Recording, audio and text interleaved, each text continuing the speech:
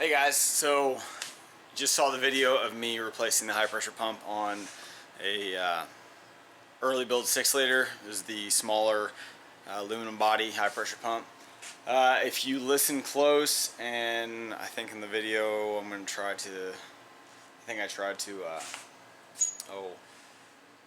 really tune in on that sound. It had a tapping sound whenever I started it up, and it got more faint as the longer it ran, but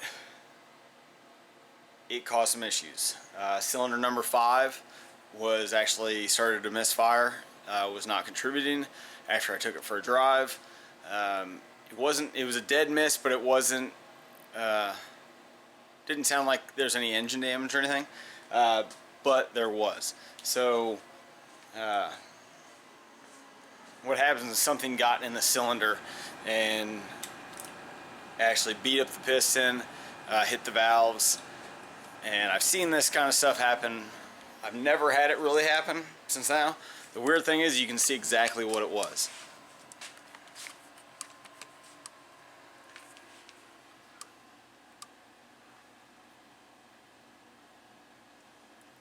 If you look up in that top corner there, I'm going to zoom you in. You can see exactly what it was. It was a nail. And what the heck, you can see over there to the left a little bit, it's actually, once I get the piston out, down here, if I can get my finger in this, where is it? Right there is a piece of the nail. Pretty wild. I'd imagine what happened was, since I had the intake off to do the high pressure pump, had to pull the intake, because this intake is the wraparound style. It's the old style that goes over the high pressure pump. So the cylinder head's on here, and the intake sits really close to this rocker box, the aluminum rocker box. And I'm sure I pulled the intake off and the nail fell down there. How a nail got there, I don't know. I found tons of stuff on top of engines. I mean, we always find extra bolts, we always find rat's nests and everything, but you'll find weird stuff. So, crappy thing happened, but hey, the nice thing is cylinder wall's in great shape. I can get a new piston, put a new piston in it. We could have done just one cylinder head. I actually took the cylinder head to the machine shop. They found cracks between injector hole to glow plug and injector hole to the valve seat. Super common on these engines. We could have just got one cylinder head. I gave my friend many options. We went over one cylinder head, went over 2 cylinder heads, we went over, what we could do. O-ringed heads, does he want to stud it?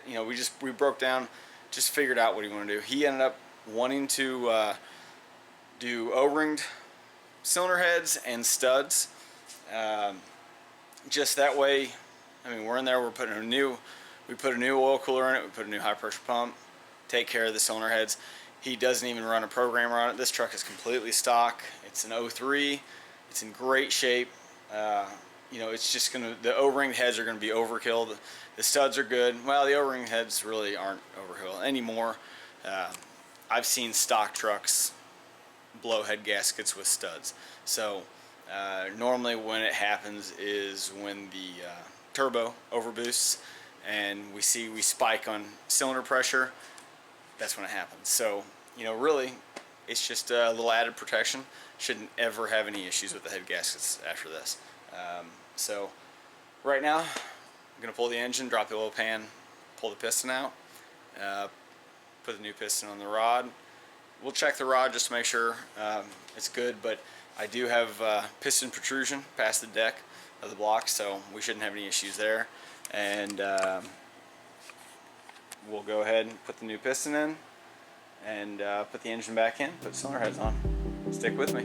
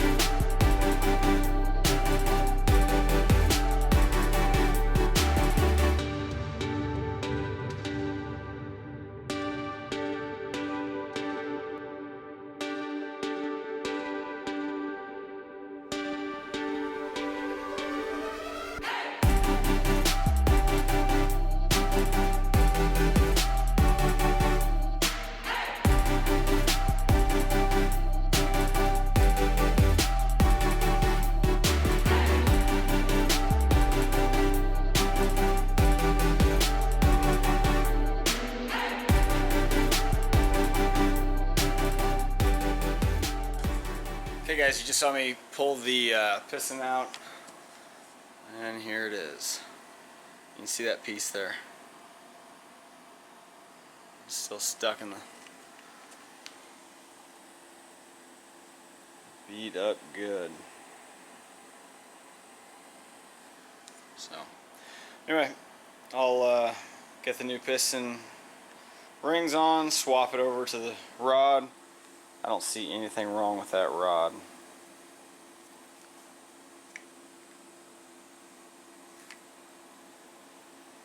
Piston's beat up good.